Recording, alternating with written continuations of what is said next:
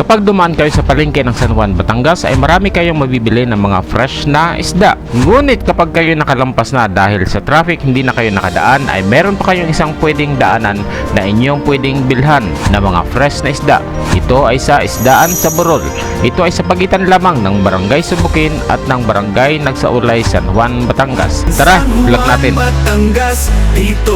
Patapusin nyo ang video na ito dahil aking ibabahagi ang love story namin mag-asawa at yan ay sisikapin kong magawa mula sa araw na ito. Katatapos lang ng bagyo noon kaya kami napadpad dito sa Isdaan sa Burol dahil ang nasa isip namin ay walang nakapaglaot na mga mangingisda. Ere daw ay huli ng Pangulong, nakapangulong pa rin pala. Dito ito sa San Juan, Batangas mismo. Si Nanay yung nakaraan sa vlog natin. Para makapagbili naman sa kay Nanay, dito naman kami kumuha ng luya,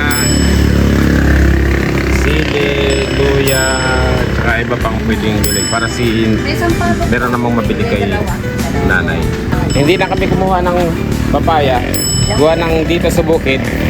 Pag walang pangulam manok, lagi na lang kami nagmamanok. Ibig sabihin walang pangulam.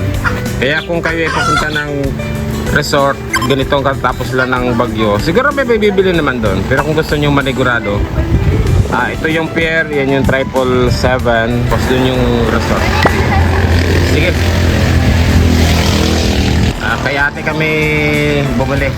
Ere daw ay sabi ni ate ay di na rin sa San Juan nakuha. Pangulong. Ere ay import sa Talisay. Si Nanay marunong nang umiti si Nanay sa camera. Yan o. Marunong na si Nanay ngumiti. Nanay, kukuhain ko na po. Galing sa tulog at naraman ni Nanay na bumalik ulit tayo nag-vlog.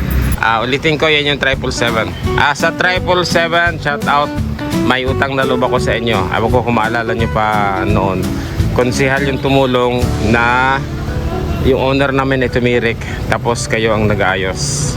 Yan, inayos. So, kami yun. So, maraming salamat. Nanay, bye-bye! Kami tumawid upang ipakita sa inyo yung ilang mga nagtitinda dito sa kabilang kalsada. So guys, naroon ako doon sa kabila kanina. Doon tayo nagpunta. Ngayon naman ay magtatawid lang kayo din ay meron naman kayong makikita pa ang isang grupo ng mga isda. Hindi gaano karami ang isda dahil katatapos lang nga ng bagyo. Hello. In short guys, kapag kayo ay galing ng Manila papunta doon ng resort, tapos gusto nyo mag-drop by dito para bumili ng isda, meron dito mga isda, mga fresh ang mga ere. Yung papuntang pier, sabi nga nila eh. So itanong nyo lang saan papuntang pier dahil dito lang yan sa kantuhan. Isdaan sa Burol ang tawag nila. Balis na sana kami nang makita ng misis ko na may malaking isda. So yung lapis ay napagtripan ng aking misis. Malaking isda yan. Masarap po pag Tingnan nyo, ihaw nagpas nyo. sa camera Ihaw nyo, mas masarap. Tatlong haba ng camera. Tatawad po kami 5 pesos.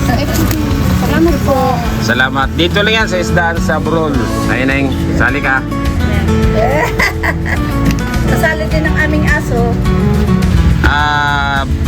Barangay boundary ng Subukin at saka ng Nagsaulay. Tapos yan yung papunta sa pier. Pagkatapos ito kami ay umuwi at agad niluto ang aming biniling isda. Bago tayo magtapos, baka pwede namang mag-subscribe sa channel na ito. Maraming salamat. Salamat po. Salamat. Dito lang yan sa Isdaan sa Burol.